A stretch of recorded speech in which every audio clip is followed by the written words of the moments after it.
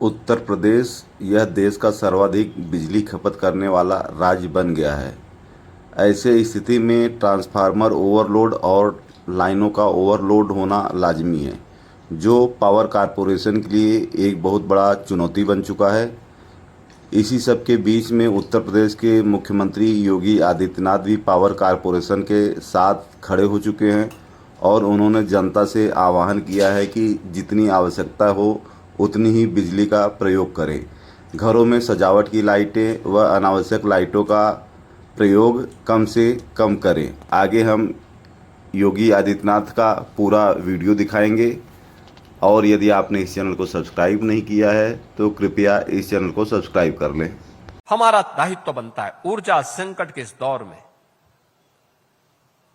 हम किसी के बहकावे में न आने पाए, अफवाह न फैलने दें। हमारा प्रयास हो कि जितनी बिजली हमारी आवश्यकता उतना ही जलाएं, अनावश्यक। अब घर में जिस कमरे में कोई नहीं, क्यों एसी जला रहे हैं, क्यों पंखा चला रहे हैं? रात्रि में जब आवश्यकता नहीं तो जितनी लाइट आवश्यक है एक लाइट जला दीजिए, एक दो लाइट महत्वपूर्ण स्थानों पर जलाइए, बाकी लाइट बंद कर दीजिए। डेकोरेशन के लिए जो घर घर में लोगों ने लाइट लगा रखी है उसको बंद कर दीजिए। इस दौरान स्ट्रीट लाइट नगर निकायों का दायित्व बनता है उतना ही जलाएं जो नागरिकों के हित में हो, अनावश्यक न जलाएं। ऐसे पंचायतों में भी हमें करना होगा। हमने कल ही पंचायत के ग्राम प्रधानों के कार्यकाल को 6 महीने के लिए बढ़ा दिया है। 6 महीने वे कार्य करें। जब तक ओबीसी कमीशन रिजर्वेशन की प्रक्रिया को पूरी करता है तब तक वे अपने कार्यकाल को आगे बढ़ाएं। हमने सहमति दे दी। उनका भी दायित्व बनता है गांव में दिन में बिजली की स्ट्रीट लाइट न चले, न गांव में न शहर में दिन में स्ट्रीट लाइट न चले। जब आवश्यकता नहीं तब हम लाइट बंद करके रखें। ये सभी कार्य हम करेंगे तो हम अपने नागरिक दायित्वों का निर्वहन करेंगे और चुनौती का सामना करने के लिए अपने आप को तैयार कर रहे हैं।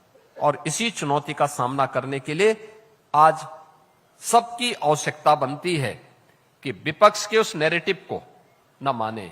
याद करना, ऊर्जा संकट पर उंगली कौन उठा रहे हैं? जिनके समय में बिजली के तार पर लोग कपड़ा सुखाते थे।